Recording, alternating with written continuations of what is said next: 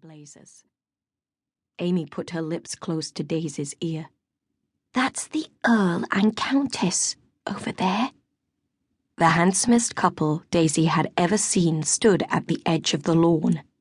The Earl was a tall young man with fair hair the colour of ripe corn. His classical features were almost effeminate in their perfection, and his eyes, a startling, piercing blue. In complete contrast was the Countess, her masses of heavy black hair almost hidden by an elaborate picture hat of swirling white tulle and artificial flowers. She moved her small body with easy cat-like grace in all the stiff formality of white lace that cascaded in structured layers from throat to hem. She had entangled her croquet mallet in her heavy rope of pearls and was playfully insisting that all the young men of the party should help her.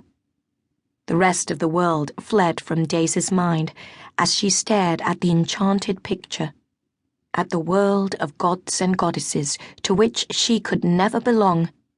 Just for this little while she, Daisy Jenkins, would imagine that she was part of it. She would dream that she was one of the guests, and that in a minute one of those splendid young men would come searching for her. The Countess was calling everyone to tea in her high, clear voice when one of the young men gave the croquet ball an energetic swipe with his mallet.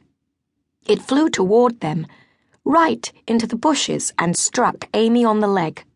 Amy sprang to her feet with an undignified shriek and started to hop about. Daisy got slowly to her feet and then stood frozen with terror. "Flush, two of 'em," yelled the young man. "Hey, Bo, Cecil, Jerry, everybody! Nymphs in the woods!"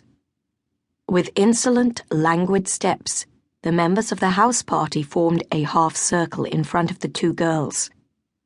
The Countess's enormous brown eyes flicked over the two girls in their shabby tartan dresses. "Schoolgirls," she remarked, as if identifying a common type of garden pest.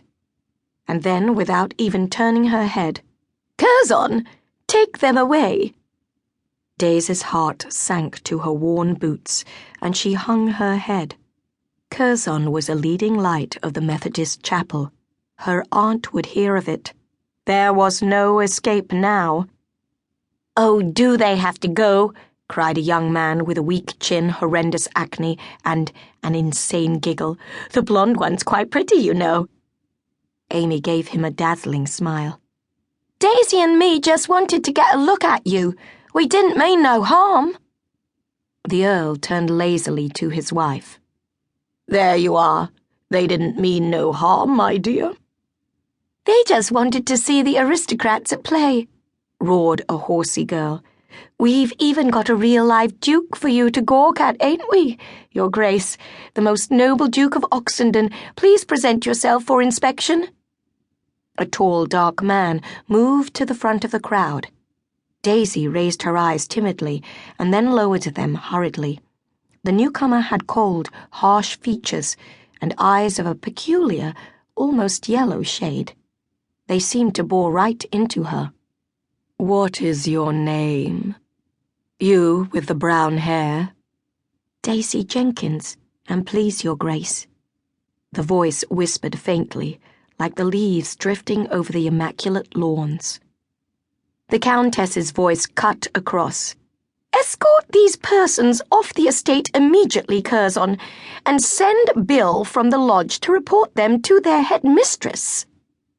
There was a short, shocked silence, punctuated by a few sympathetic murmurs of, "I say," and "bit hard cheese, that," as the two girls were led off by the stern Curzon.